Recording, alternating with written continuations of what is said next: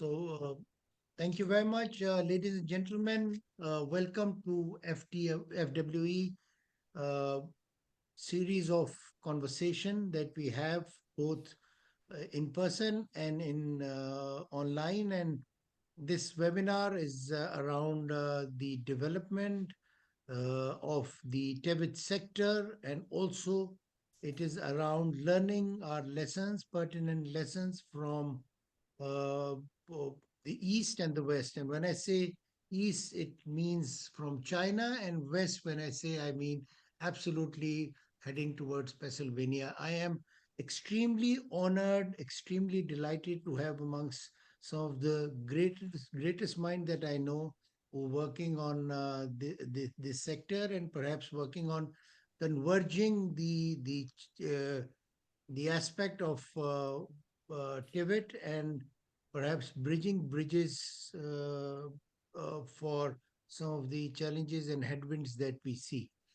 I am also extremely delighted that we're having this conversation at a time when the world is under a lot of stress, the not just in terms of economic, but also geopolitical. So convergence of policies, convergence of ideas.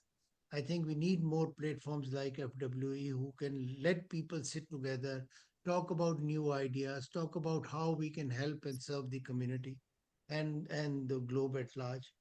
Our challenges as we speak range from environmental to economic to on a personal level, and perhaps challenges around industrialization. And when we say industrialization and the economic growth, we have seen that no country has developed faster than China. It has taken over 800 million people out of poverty, and perhaps one of the reasons through which they have done and achieve these targets in terms of great industrialization is through the to focus, pragmatic planning, and of course focus of the leadership towards private sector. Uh, Ladies and gentlemen, I will be introducing my great panel of speakers. We have Mr. Fan Jesse Young. He's a young entrepreneur. He's going to speak on some of the important aspect around private sector and how China is leveraging and actually working on this sector because of the large size of population.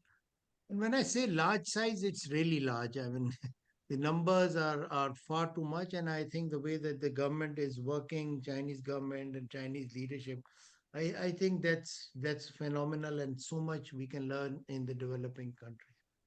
Um, I think when I say Mr. Young, in terms of his business leader, I think the work that new and young enterprises have actually done for the economic growth of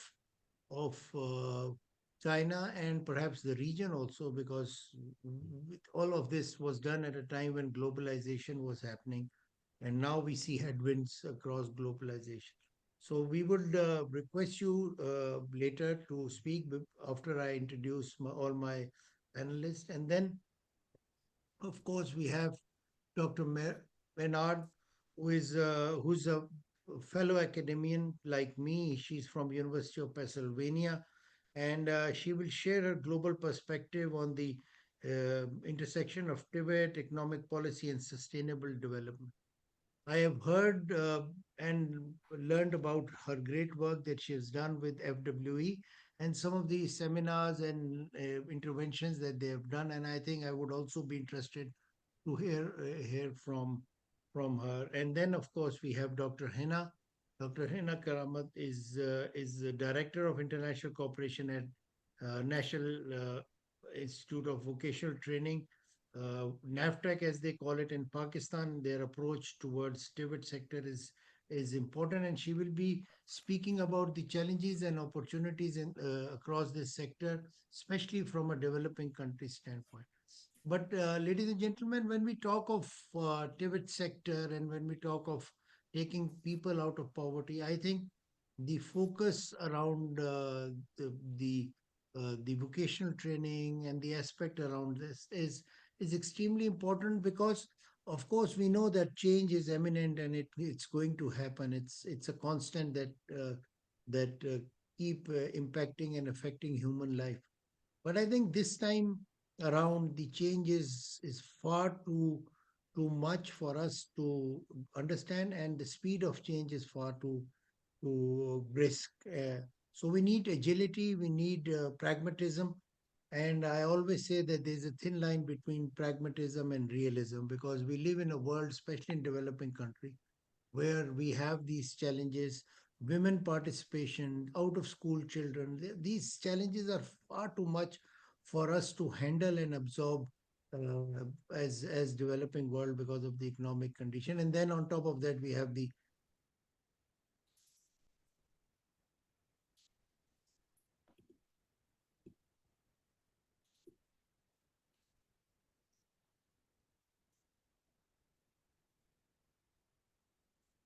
Or did he lost connection?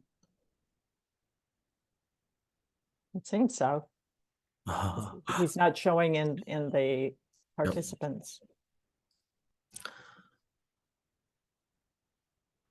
Sorry, everyone. We lost our host. Margot, can you text him? Yes, I am communicating with them. I think he'll be coming back really soon.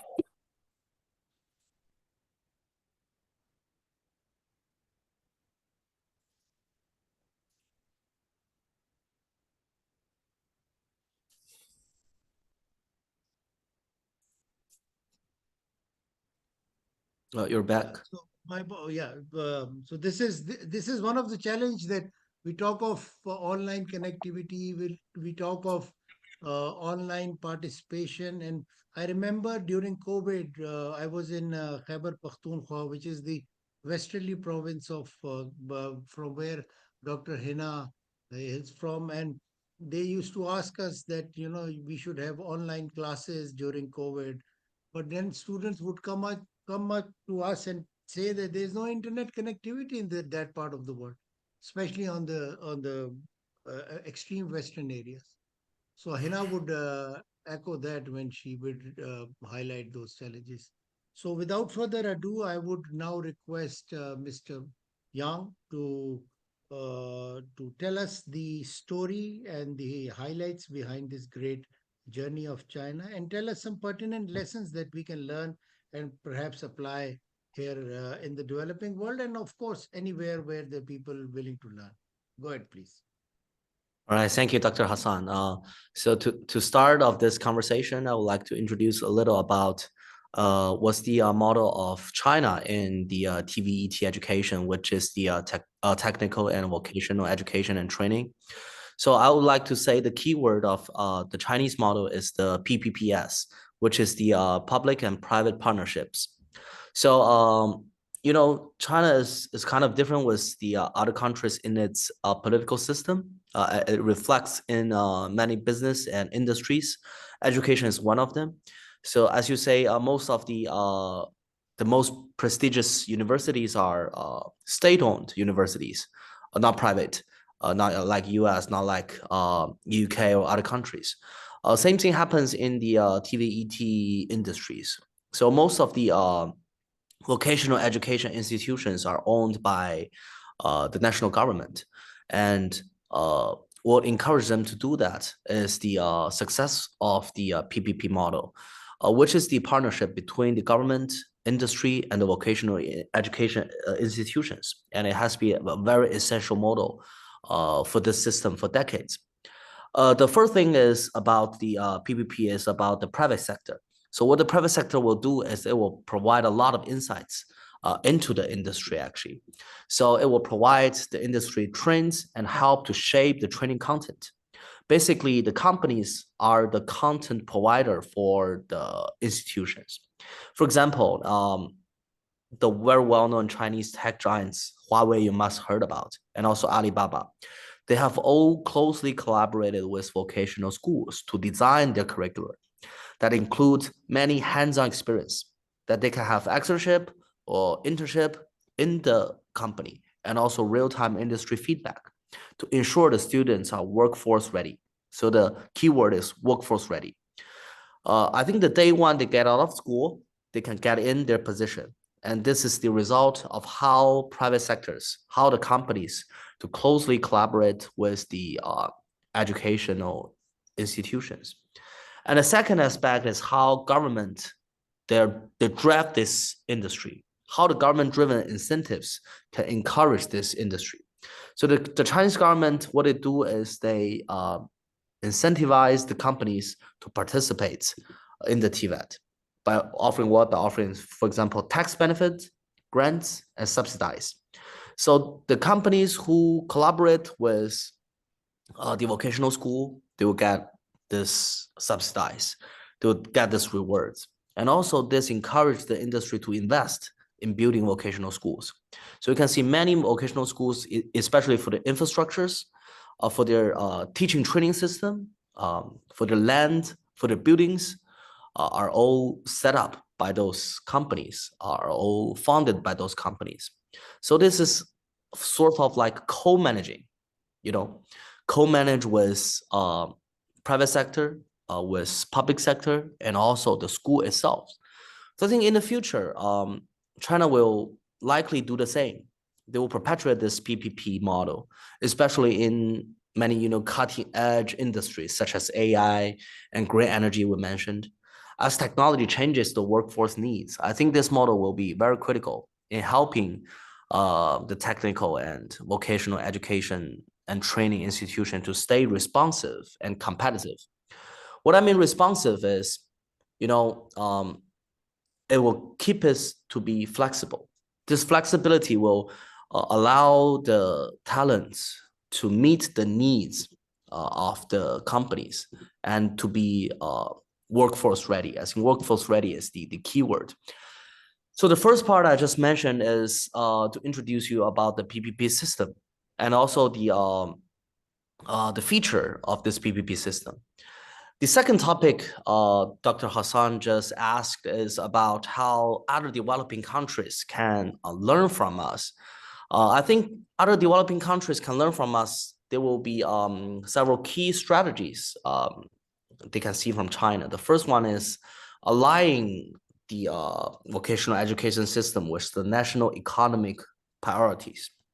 So you can easily see the national economic priorities for China is the manufacturing industries, is the technology innovation. So by closely tying the education goals with our economic plans, the developing countries can create a pipeline of skilled workers for the key industries. Talent is always, I think, the a very key element, a very key variable for the future development. So what China do is they just get a pipeline of the talents to be ready to join in the industries.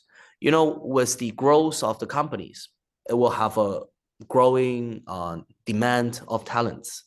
So the governments just use the PPP model to make sure the companies will always have talents, will always have the workers to be ready. And I think the second strategy, maybe many of the developing countries can adapt is to strengthen the industry engagement. Like China, developing country can foster the partnership with local and maybe multinational companies to co-create the curriculum. Not only Chinese local company, we've been working with many, global company that has headquarters in China, Mercedes-Benz, BMW in the automobile industry, and also IBM, and also different, these IT companies. They all have partnership with, local vocational schools. And also they have the partnership with the local government, especially the education development in China. So I think this co-create, this co-manage of the school is a incredible model that many of the developing countries, they can adapt. And also industry-led training that includes practical and hands-on skills can boost the how the employability and also directly contributes to the economic mobility, I think. I think the third strategy that many of the countries can consider to study about is the government support and incentives.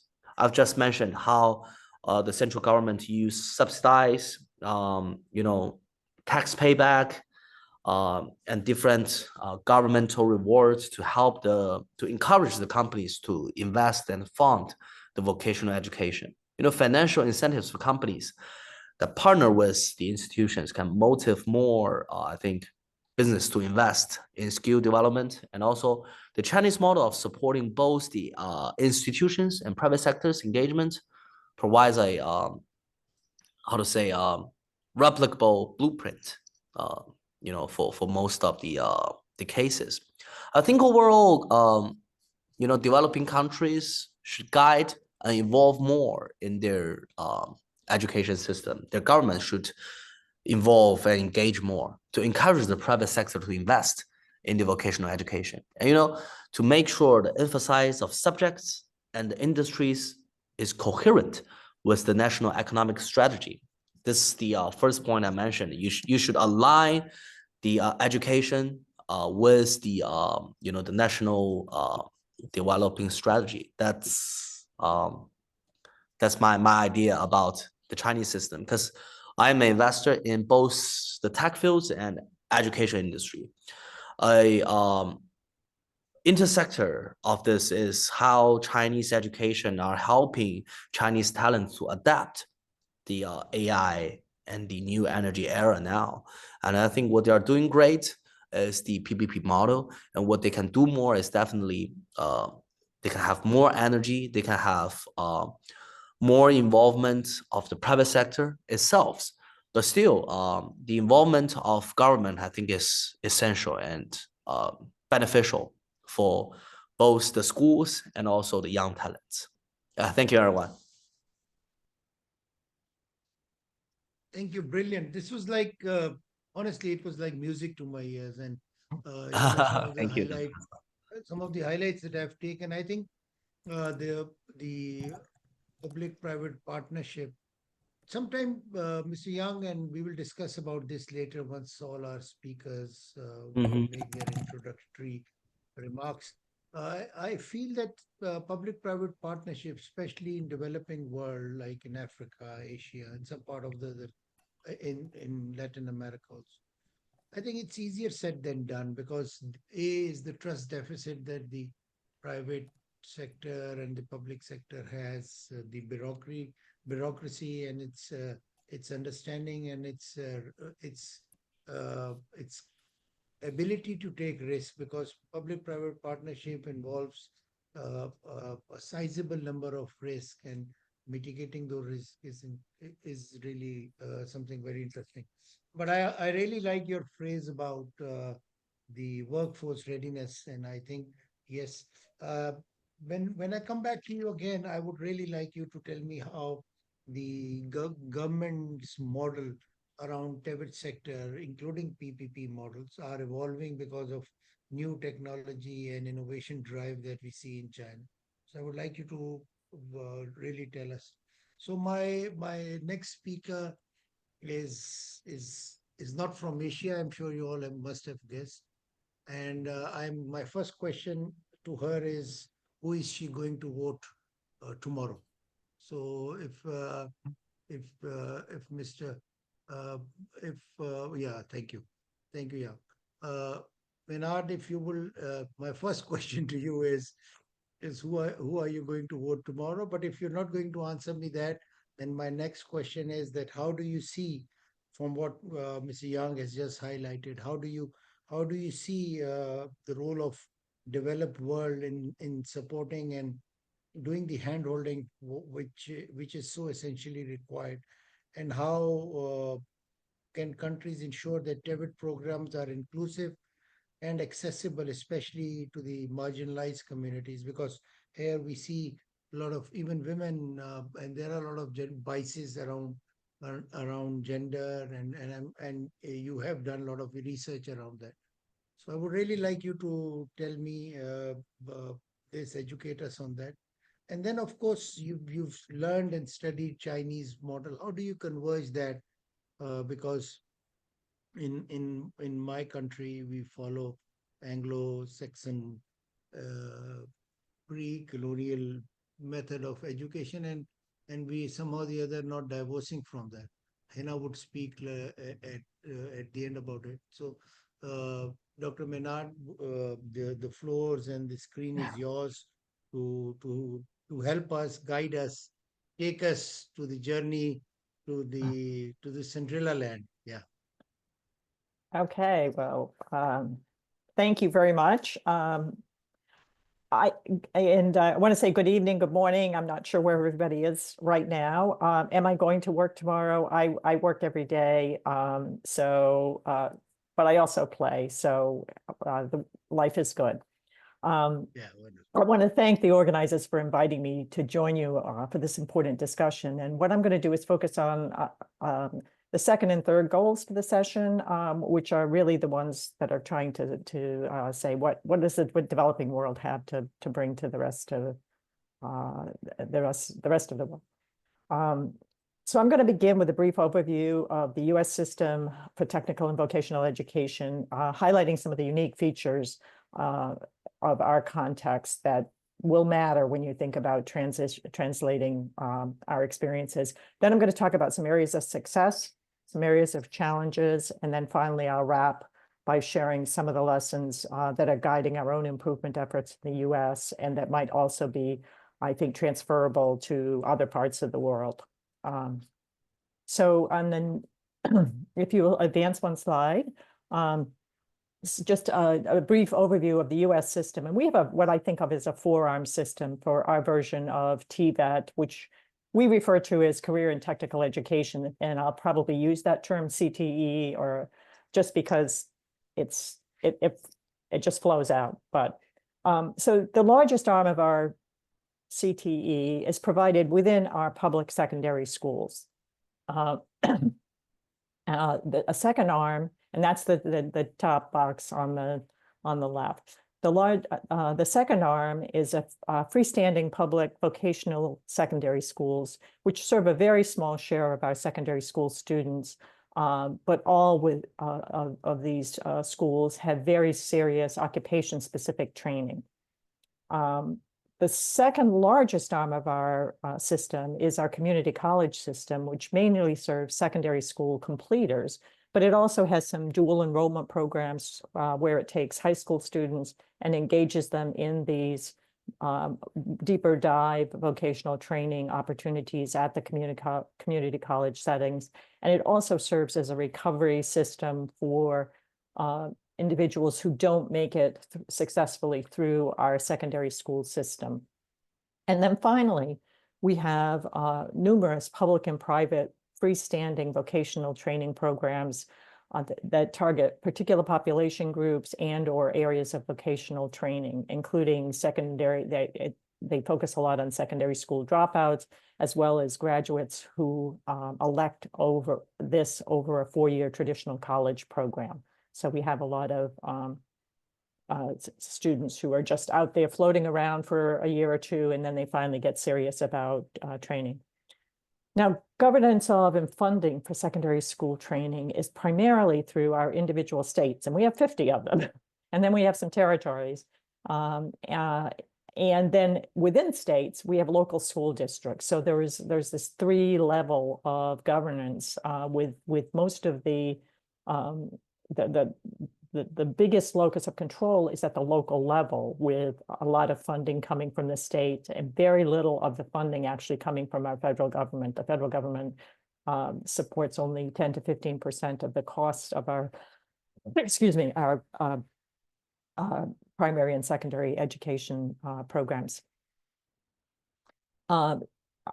Our secondary school offerings typically include concentrations in multiple occupations. So these big secondary schools have a lot of vocational offerings, but they are not delivered in highly prescriptive sequences of courses that are training for certification. You can get that in these comprehensive secondary schools, but that's a lot of the courses and the seats in those courses are filled by students who just want one course in finance or two courses in IT, not a whole sequence that will prepare them for a career. So if we go on to slide 3, I want to talk about some successes and challenges. So I'm going to start with successes, the bright spots. We have a number of bright spots in our CTE system. I would say across the board, early exposure to CTE, even for those who are potentially college bound, improves credit accumulation, secondary school completion rates, which also lead to better workforce outcomes across the board. That probably benefits more the students who are college bound than others. CTE in the secondary schools had the students who attend the freestanding CTE schools get much stronger benefits in terms of their career trajectories than those who get their CTE in the comprehensive schools.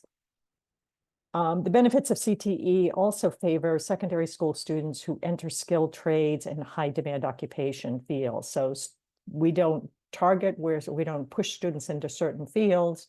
There's a little bit of nudging by the offerings provided, but basically students have free choice.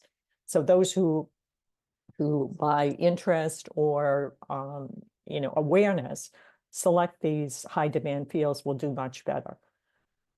And then some common features of successful CTE programs are when they have applied learning opportunities, when they have their curriculum that is aligned with job skill requirements. This mirrors a lot of what Jesse was just saying. If you teach what is in demand, that's a good thing. And it's also very beneficial when you actually have real work-based learning experiences, when you don't just sit in the classroom, when you get out and you actually get down and dirty with the job. We also have some very successful CTE initiatives that are outside of the formal school system, these community-based programs that are focused on largely on youth who have dropped out of secondary school or who have completed secondary school, but have met challenges finding good, stable employment. So a lot of these programs are run through our Department of Labor, our Department of Health and Human Services, programs that are targeting ex-offenders who are returning to the community, people who have had some kind of a disruption in their lives, or students who just didn't take to high school their secondary training. These programs tend to offer relatively short-term training opportunities, 6 months to a year, sometimes a little bit longer. And they're generally focused on both the social and academic support needs of the individuals that they're serving. So one example is a program called Year Up United that I've done a lot of work with. It partners with hundreds of employers in 20 corporate markets, roughly cities across the US, and focuses on 18 to 25-year-olds who have completed their secondary schooling, but have struggled to find meaningful employment with trade-specific skills in their area. And if you look at the right-hand side of this graph, you can see that the blue line is the earnings over time for those who actually got into Year Up, compared with a group of individuals who were randomly not given the opportunity to participate in Year Up because of enrollment constraints in the program. And you can see that the earnings gains are quite substantial, and they are sustaining. I think that's like 20, it's about 13 years that they're going out there, and it's $2,200 a quarter higher earnings. So, these programs, can do great things, but notably when Year Up piloted a variant of this original model with community colleges, and they did this as a cost savings move, that learned that there was substantial tweaking of the model required in order for it to work in a manner similar to this original program. So it wasn't just as easy as moving your academic courses to the community college. And so through embedding close monitoring and evaluation in the early implementation of this variant, it was Europe was pretty quick to identify the problem that was holding back these young people in the lower cost version of the program from succeeding on par with these earlier participants. So if we go to the next slide, I want to just sort of extrapolate from this and say the obstacles to success for Europe in its lower cost variant mirror those that Jesse talked about. Some of them, I've mentioned some of them, that we see in CTE programs and other settings. So across the board, CTE programs face challenges related to things like alignment of the curriculum with the labor market needs, which vary in a country like China and in a country like the US. Our needs vary from region to region, from state to state, within state, from rural to urban. So we have a lot of diversity there. And if you train people for IT and you've only got agriculture, that's not going to work. To align curriculum with the labor market needs, we need to have current and location-specific data on the workforce. We need appropriately skilled teacher workforce, which we are struggling with since COVID. And we need a curriculum that is aligned with the training goals. And this depends on not only what field are you in, but it depends on where that field is in terms of use of technology, in terms of sort of the structure of the workforce and lots of different things. So we need to have that data. Second area is recruitment and retention of students, which can be a real challenge. So first, students have to be aware of these training opportunities. They have to have some base knowledge or guidance to make selections of what fields are compatible with their interests, their needs, and opportunities. Transportation can be a huge issue, and this has got to be a huge issue. I know in the developing world, if people have to be able to get to the training, they have to be able to get to the jobs, and then there are lots of personal needs. Young people are still developing. They have all kinds of social, emotional, health, financial, family responsibilities. And if we don't attend to those, you can have a great training program, but if it's a 2-hour bike ride or a $50 cab ride, the students don't have the capacity to broker that on their own. And then adequate and stable funding. A nice thing about the Chinese system is you've got the government, the federal government, sort of out there as a big financial supporter of this system. In the US, we've got the US government providing a little bit of core funding, and then we've got states who have we have a lot of economic diversity, and we have a lot of different social norms and interests and commitments to education across our 50 states. And then when you take that down to the local level, over half of our financing for K-12 education comes from local taxes. You've got what's the tax base, and what's the willingness to use that tax base for education as opposed to roads or policing or some other purpose. So that's another concern. So let's go to slide 5. I'm going to bring us back to a little more optimism here. Lessons for guiding efforts to expand in developing countries. I would say, the challenges we face implementing a strong, cohesive TVET system in the US many of them likely pertain to efforts in developing areas as well. So based on our experience and what I've observed and read about other parts of the world, including developing nations, I want to leave you with the following suggestions, which I think dovetail quite nicely with what you just heard from Jesse. Number one, I would say we should build on some of the key qualities of successful efforts from around the world. And I think you heard some similar remarks from both Jesse and myself. But I think it's also important to plan on adjusting to local conditions. Labor markets, schools, transportation, social support needs all have to factor into this. And that means that we can't just take a program like Europe and sort of take the version they're running right now and do a copycat.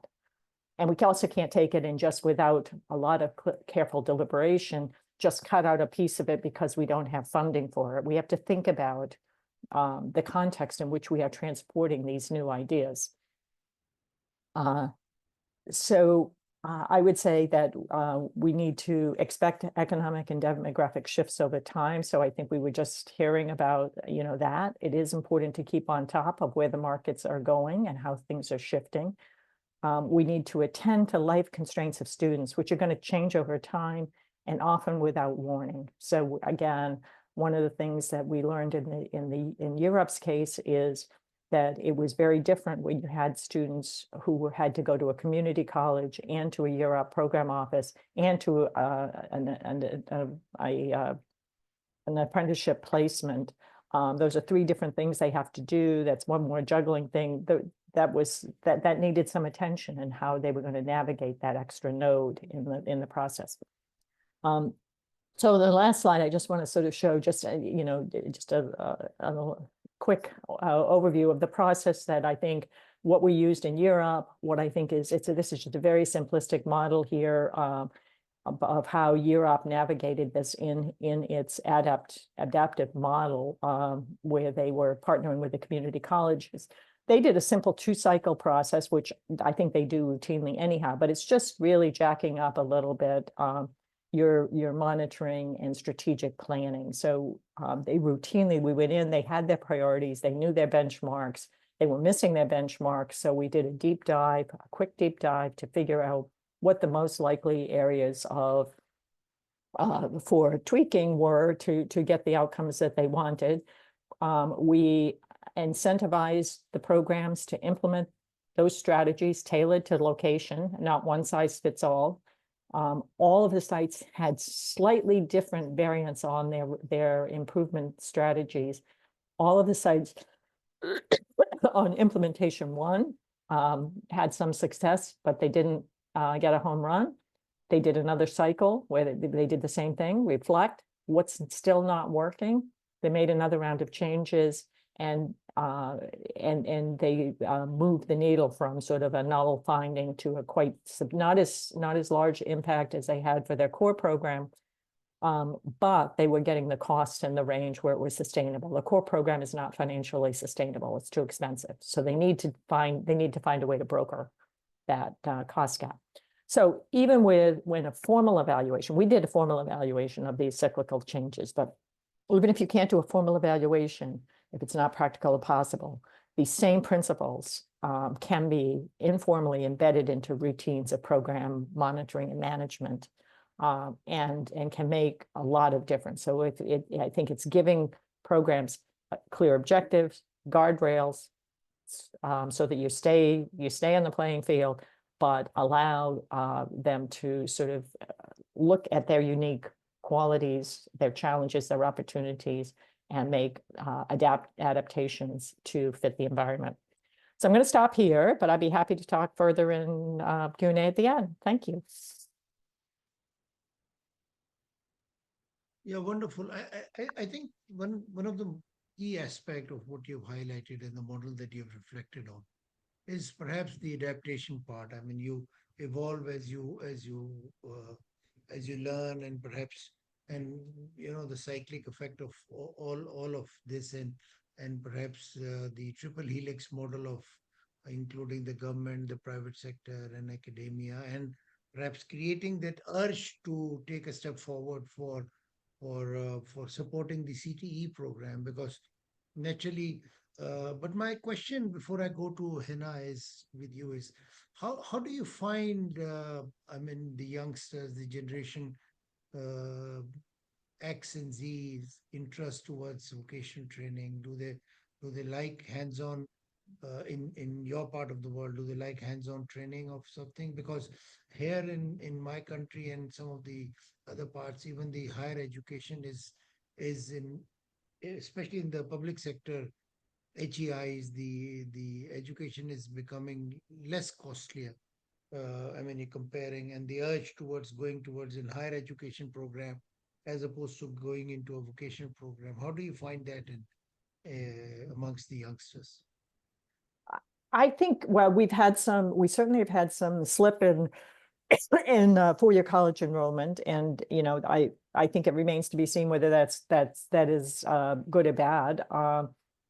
But I think we are seeing we're making progress, I think, in embedding more real practical skills training definitely in our community college system, so that basically the 2-year system that's publicly funded, large scale numbers of opportunities. I think there's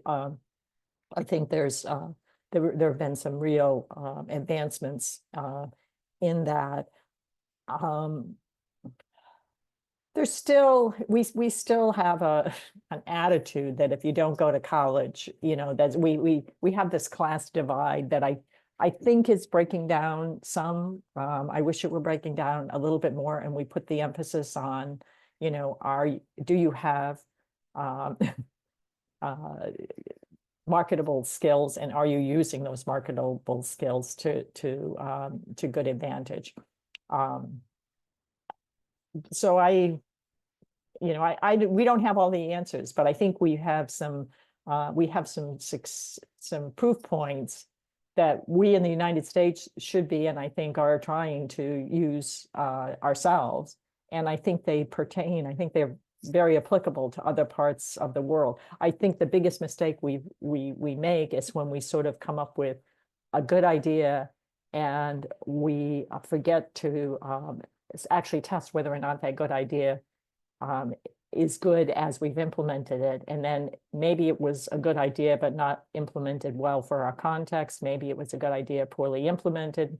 Maybe it was and it wasn't such a good idea. And I think we ought to put the student outcome at the center and sort of focus on, what is it we're trying to achieve? We're trying to have young people who can move into the workforce, have lifelong careers. They can change what they do. It may be a multi-part career, not the ones of 50 years ago where you enter the trade and you stay forever. I think we are expecting transitions over the lifetime for most people. So I think that's something to prepare for. But I just think that the skilled, the alignment of curriculum with workforce needs is absolutely critical. We have a teacher shortage, especially in vocational education. It's really, really bad right now. So we need skilled people to instruct these students, to train these students. And we have to expect that things are going to be worked differently in Montana and in New York City. I mean, they're not the same. They're not the same place, I mean, Montana doesn't have subways, and they don't have both the job opportunities and the educational opportunities are very different. More of a universal system, perhaps. And exactly. So now, Hina, coming to you, you've heard the East, you've heard the champion of the West, and all is left is us in between. So from a public sector supported public-private partnership model to more of a private sector supported, market-led, market-oriented, adaptable model, CTE. I think I would really like to hear from you. How are you working on, some of the aspect that both our eminent speakers have spoken about, especially on curriculum adjustment, because that's one area where, we struggle. And while it was on a sober note that I heard some of the challenges, but it was one thing a bit, so to say, refreshing was that some of the challenges in the West and also in China are similar to what we have here. So we are not from Mars, we are also from this planet. So therefore, like the teacher shortages and all. So I would like you to speak on that, and also speak on the role that NAFTAC has played, because I've heard some good stories because through you and some of the work that you have done on international cooperation. How do you leverage from this seminar going forward, and how do you see that some of the new technologies, blockchain, robotics, renewable energy, because sometimes I go to these TEFTAs and NAFTAC and TVET organization, even in private sector, and see them still working on window air conditioning systems. So yeah, so they're out of place and out of age. So I would like to hear your comments before we go into a Q&A session. And by the way, to all the participants, you're free to ask any question from our eminent speakers, and you can type them, and my colleague Miss Leo would read out for us. So Hina, the screen is yours.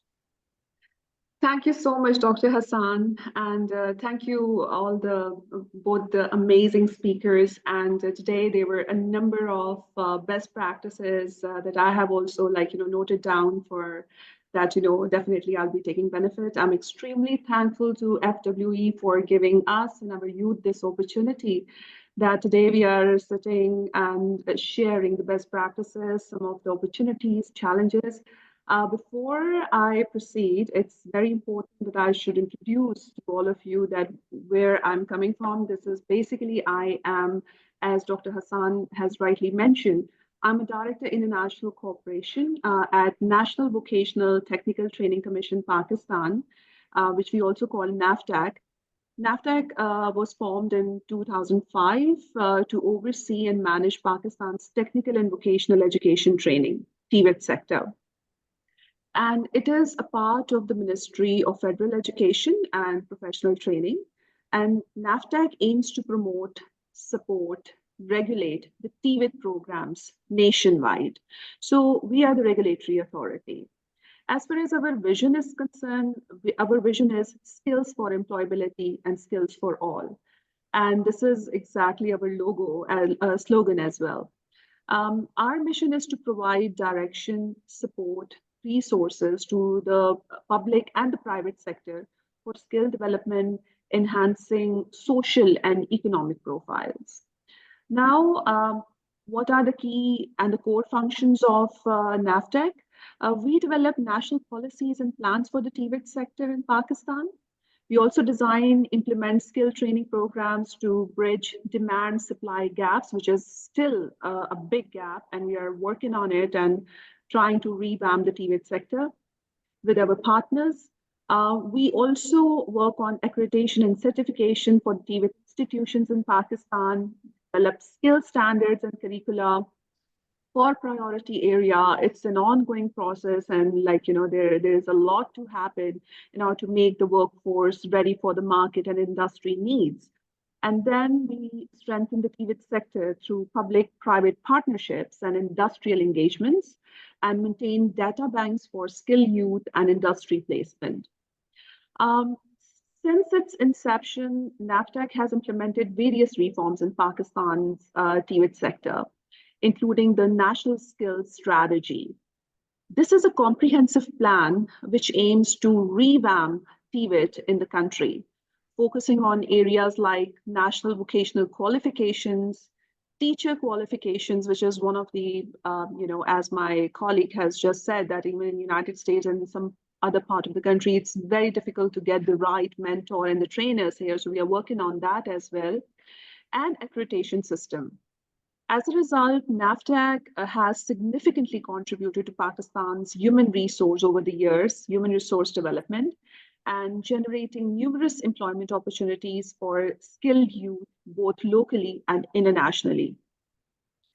NAFTAC prioritizes addressing issues in the neglected areas of Pakistan and uplifting the marginalized communities through TVET development. So we are working for the women empowerment, we are working with the transgender, we are also working with the persons with disabilities.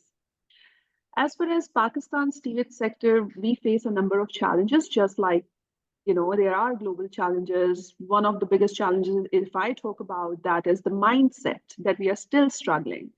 As Dr. Hassan has asked this question, that how do we still find that Gen Z and the current generation, they are taking TVET. So yes, there are cultural constraints. There are still that, there is a kind of a rift going on between the higher education and the vocational education. So this is one of the biggest challenges because students are still very much interested to have a degree-centric education as compared to the skill-centric education. So Pakistan's TVET sector faces numerous challenges like inadequate infrastructure, outdated equipment. We are trying to, have the updated right equipment with the help of our partner agencies who we are working in Pakistan. For example, we are working with the USAID, European Union, BMZ, GIZ, British Council, and the different countries we are working in coordination, close collaboration. We also have another biggest challenge is the shortage of the skilled faculty or the limited industry academia linkages and inadequate curricula. So this is also our role. So we are trying to like our skill standard and curriculum is a separate department, which is like, on a regular basis, they are changing the curricula, involving the industry to come and sit with us and to change the curricula so that, our workforce is market ready and work ready. Then another challenge is low enrollment rates, particularly among women and marginalized groups, and we are still struggling in that and trying to bring more women. And now it's compulsory for our every program that there should be 33% or, in most of the programs, we have a 40% women enrollment in the TVET programs. Then we have the limited focus on emerging technologies and innovation. We agree with that and we are working on it. Our different programs are based on innovation, technologies. To address these challenges, NAFTEC is implementing policy reforms in Pakistan, enhancing public-private partnerships and focusing on emerging technologies. For example, the opportunities like standardizing TVET programs through National Vocational Qualification Framework, and then promoting entrepreneurship, innovation, and startups.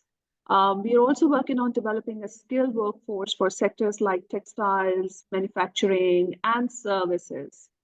We are trying to enhance the global competitiveness through international collaborations, as I've talked about, and addressing skill gaps in emerging sectors like you have mentioned, renewable energy, IT, especially healthcare. And Pakistan is trying to unlock the economic growth through all these interventions and to reduce unemployment and enhance global competitiveness.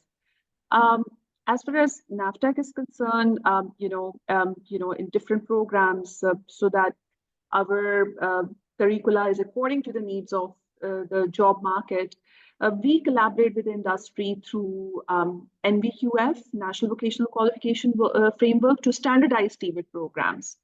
And then National Skills Information System, we have also made NSIS to analyze skill gaps and inform training.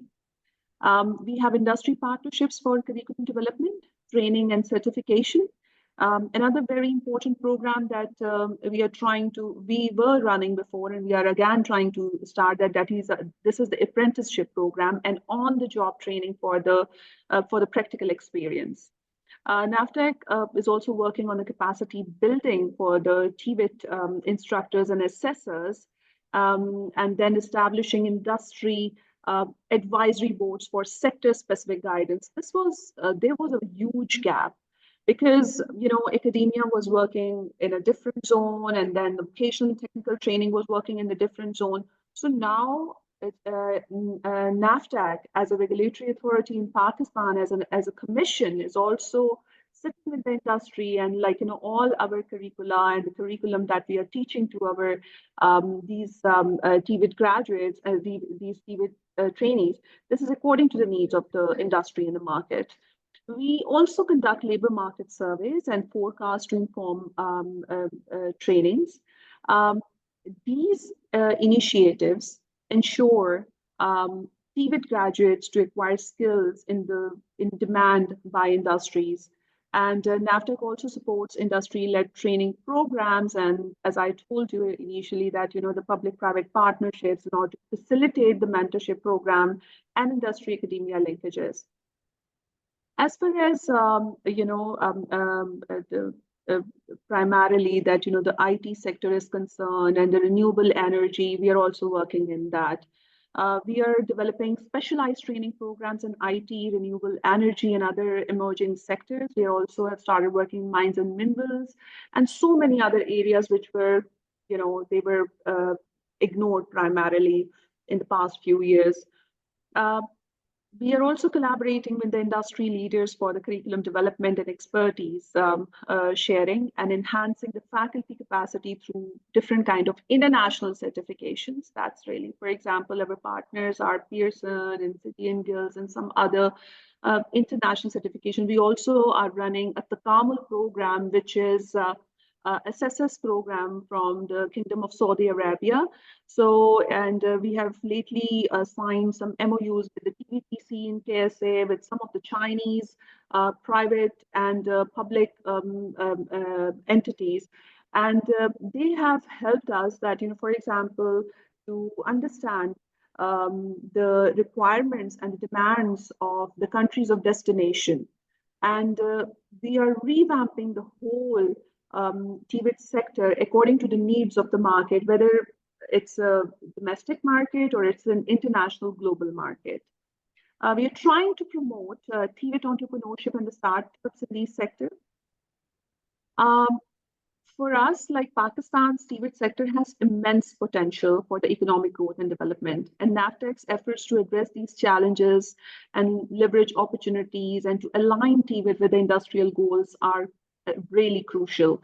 And by working together with industries and stakeholders, NAVTEC is creating skilled, employable workforce. And this is exactly because we are also running the Prime Minister Youth Skill Development Program, in which we have trained almost 56,000 students for 3 to 6 months of training. And then there is another batch. We are running some special courses. There is another very important program that is the recognition of the prior learning that we are running, that is RPL program, in which people who have never been to any school and through the proper training, but still they have any kind of a skill. So we give them certification which is acceptable to, for example, different countries or maybe different industries where they can go and they can get a job. Primarily for the women, we have also started another program which is with the name of a She Fixes. And in She Fixes, women are trained in the unconventional trade. So we are also having different type of training programs that are going on, empowering women through different kind of skills so they can come into, they can play their role in the economic development of the country. And also, it should provide them this financial stability. There is a shift because of the campaigning that we are doing, the different kind of a marketing campaigns, the stigma that was attached to the TVET sector, or maybe the vocational and the technical training, because everybody wanted to have a degree and not a skill. Things have changed. And I believe that the marketing campaigns, awareness campaigns have played an amazing role. And we have a number of impact stories with the help of our donor agencies that, we have run some programs in which women and men and, people from the different vulnerable, economically disadvantaged areas, they have come, they have learned the skill. They've never been to school apart from all these vocational centers, and now they are earning and they are running businesses and they are hiring people. So it has absolutely transformed the TVET sector. One more thing, another intervention that we are working on in Pakistan, that is that the soft skill trainings and the language trainings, as per the requirements of the countries of destination, this has become now an important part of all the trainings that we are doing, because there are a number of programs that are going, for example, EU talent partnership with the 27 countries of destination. So we have introduced all these programs, and then like there is a big job market in the KSA. So the whole shift of the TVET sector of Pakistan has been changed from demand driven to, from supply to demand. And this is now that, we are asking the private sector to come and give us the solution. And we are open to any kind of, for example, not only the set programs like the Prime Minister Youth Skill Development Program, RPL, and other going on. We're asking partners to come and give us the solution, and then we are helping them financially. So this is it from my side. If there is any other question, I am open to answer that. Thank you. Yeah, wonderful. It seems that a lot of interventions are being done by the government and with the support of private sector. And I think NAFTAC is playing its part in terms of Actually, this is the only solution to the problem, because we have almost 63 to 73% of the youth bulge, and we call it not a bulge, we call it a youth blessing. We take it as an opportunity. And there was another kind of that, there is a brain drain happening. We feel it that it's a brain gain, and there are no boundaries. If you have a talent, you should go. And so this is, employability is attached to skill. And all our interventions over the past, you can say 1.5 year primarily, they have accelerated the process, and now people are coming, and the TVET sector is talk of the town now. Yeah. Yeah. So I think what I mean from your from a brain drain standpoint, and also from brain gain standpoint, in terms of leveraging on the large size of human resource, especially young human resource. I think you need to also understand the dynamics of the market. And as you said, it's about demand. Everything is about demand. And when you work on something which is related to the industry, I think for that, and my question would be, because we've already overshot our time, I'm not sure whether I can take any question, but I'll be very selfish in asking Maynard a question, because we live in a country where we've been struggling to have an industrial policy, because without an industrial policy, you cannot actually identify the sectors which are. There's someone who would like to ask a question from Mr. Young, if possible. Of course, it's possible. Let me see. But let me first begin by asking my question first, and then I'll go to Young with his PP system. So, Dr. Maynard, I would like to know how can a country like Pakistan with no industrial policy focus on sectors, identify the comparative advantage, and then put the funding around NAFTAC? Because sometimes you work on several sectors, one size fit all, and then it becomes whether it's an advantage or it becomes a liability. That aspect I would learn from you. Well, that's a tough question, I think, to answer. But I would say that in that situation, you might have to think about the implications of scale. Are you better off trying to run a lot of a diverse set of trainings so you sprinkle them around by interest, and every sector gets some trained workers? Or are you better off sort of saying, well, here's our resource bucket, here are the local priorities, and by the way, it also works better, it's more economical to have a training class of 15 than a training class of 3.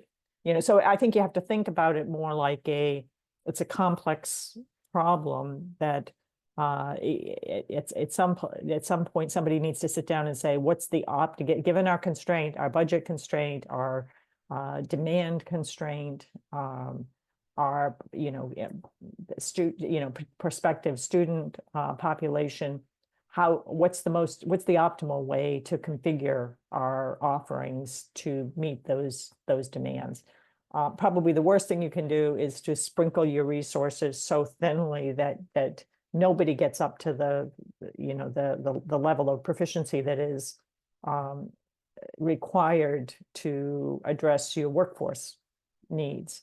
So if you can't do it all, and you certainly can't do it all at once, then I think it's a judgment call, and it may be one of those those situations where you do some of this monitoring and evaluation as you go. You make your bet, you work on it, and then you be willing. I think one of the things that I've learned over the years is it's really important to accept when you made a choice and it didn't turn out to be a good choice for whatever reason. I mean, it could be you had bad information. It could be you made a mistake in your calculation. It could be the world changed. There was an exogenous shift. But I think being honest about, where we're succeeding, where we're failing, acknowledging it's better to do something a more limited set, take on a more limited set of goals and do them well than to spread yourself so thin that you really accomplish nothing. It's everybody got a bite of the apple, but nobody got nourished enough to thrive. Yeah, I agree Because with you, and perhaps, yeah, I totally agree. And also, these are humans we're dealing with. So, and Right. their life, important phase of their life, youngsters, Right. and one of the great thing that Hina actually, and I'm very happy that she's working on that, is the aspect of learning to unlearn, and Mhm. that's also equally important, because now as the age brackets are expanding and we're seeing people reverting back to work even after post-retirement rehabilitation Right. um, standpoint. I think that's wonderful. But I would now go to Mr. Yang. One of the participants have directed a question towards you, that would you be kind enough to specifically give us example of successful public-private partnership in China's TVET system, and explain how these models could be adapted or adopted in the developing countries. Yes, Dr. Hassan. I saw the question from Richard of PICC asking about the case of the PPP system, that how government and the private sector support the vocational institution to adapt this TVET system. I would like to say a case from Tsinghua University. I think most of you guys have heard about the name of the University Tsinghua, which is one of the top school in China. I'm a Peking graduate, so don't speak too high about Xinhua. Okay? It's your rival school. Yeah, PKU and Tsinghua, those two are probably most well known, and it has a lot of opportunity and exposure to private sectors. So there is a center called iCenter, which is the Fundamental Industry Training Center of Tsinghua University, which is sponsored by Lenovo. You guys have heard about, which is a leading PC, a personal computer company in China, founded by a very well-known entrepreneur, Liu Chuanzhi. So he support and sponsored this fundamental industry training center in 3 ways. So the first way is about the curriculum. I just mentioned the content of the institution. So I think no doubt AI is reshaping every industries, and AI will always replacing many of the workforce. So what Tsinghua and Lenovo doing is they're increasingly focusing on interdisciplinary skills, such as combination of software and mechanical knowledge that are critical in the tech-driven fields. So what Lenovo and Tsinghua are doing together is, the first, they integrate emerging technologies into the students' content. So most of the classes of this training center is they are introducing specialized training programs in fields of AI and robotics and data analytics. So the program will cover something like Copilot, digital literacy, coding, and machine learning fundamentals that are fundamental for the tech industries. I think what the center is doing well is they're teaching the younger generation to live and work with AI, how to write AI, how to utilize AI, but not to learn the things that AI can do the same as human being. So it helps us to not be replaced by AI. And the second thing Lenovo helping the school doing is they're investing in teacher training and infrastructures. I think the school and Lenovo are doing well is they're investing heavily in modernizing the infrastructure, including upskilling teachers to deliver tech-driven training. Teachers are the fundamentals and the basics of education. Only teachers understand AI, only teachers understand the era of tech innovation. They can teach the students to adapt this era. So the institutions are, all of the teachers, they get externships, they get emerging experience in Lenovo to learn how leading tech giants, they are doing their business, how they are researching in AI. And then they educate the teachers first, and then the teachers can educate more of the students. And the third aspect, and the second aspect is except from the content, is they are sponsoring the software and the hardware of the school.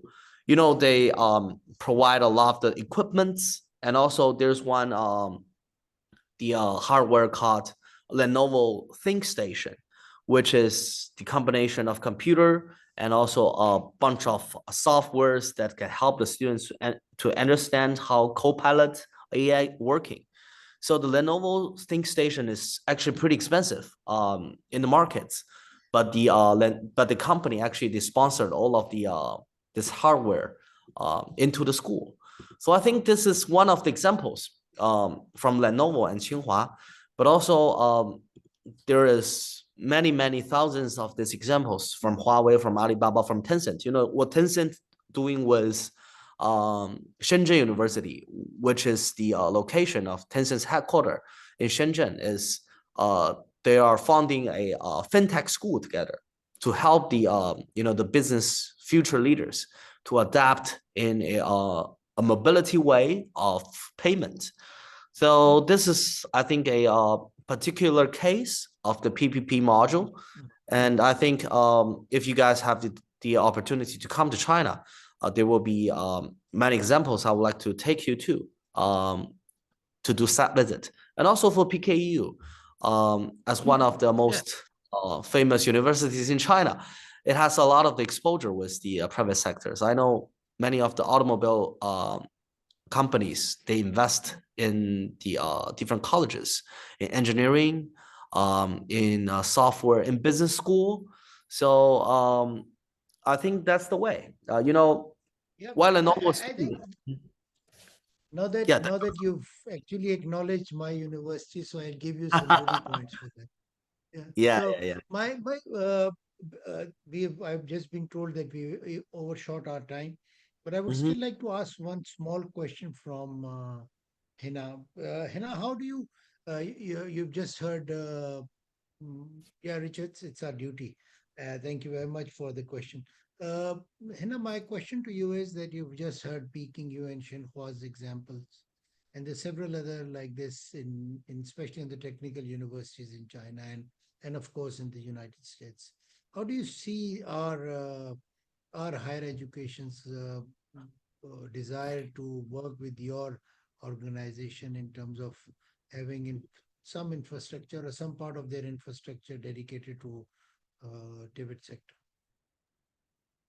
Thank you so much for asking such an important question. There is a big gap still, but we are trying to bridge that gap because all those graduates which are coming from the degrees or maybe the skill, unfortunately most of them, they are unemployed, or they are not getting the right jobs because during their student life there was no proper career counseling. There are few institutes or the few higher education institutes which are working on all these gaps, and they are trying to bridge that gap, but still there is a big divide. We are trying that all the, for example, the business incubation centers, career counseling centers, and some kind of awareness campaigns, they should be a permanent part or integrated into the existing curricula. People from the industry should be the part of a higher education curriculum, devising committee. That's really very important. Why? Because there's still a lot to be done, because of which all the interventions that we are doing on this part of the table, or we are just trying to revamp it, can never actually happen till that time that higher education institutes, they are working in close coordination with the TVET institutes or with the skill set sector. So NAFTA, as a regulatory authority and commission in Pakistan, with the help of the Ministry of Federal Education and Professional Training, we are trying that this gap and divide should not be there, but it will definitely take a lot of time. A lot of work is happening, and it will be a gradual change. or a shift. But at this point of time, yes, we are trying to bring some good models, just like some models from China or some other countries that we are working in close coordination in higher education and also in the TVET sector. So such kind of diploma programs, certificate programs that a student, they are not only doing their degree, but a part-time vocational education and technical education they're also doing in the higher education institutes. Thank you very much. I think it's a great reflection to the question that has just been asked on any good methods to help advocate the TVET sector or vocational training rather than a degree center program. So again, as most of my speakers and eminent scholars have just highlighted, I think these are challenging times. The quest for knowledge is growing. The demand for knowledge is growing, but I think the governments and private sector in developing countries are still finding it difficult to bring in the right kind of resources. And one of the answers that we found today is the public-private partnership.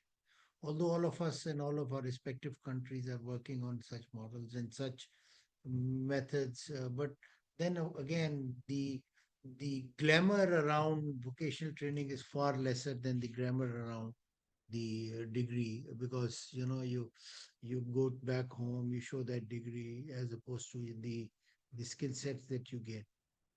But again, then once you reach your retirement age, you realize that while you were learning uh, and gaining these degrees and certificates, I think the hands-on knowledge and hands-on uh, the requirement of and the demand for that grows, and of course the economic value of private sector is growing as we speak, and especially some of the sectors like agriculture, like mining, as Hina highlighted, and perhaps some other sectors. So it's been a great session. It's been quite a learning curve for me. I really want to thank my speakers, Maynard, Mr. Yang, Hina.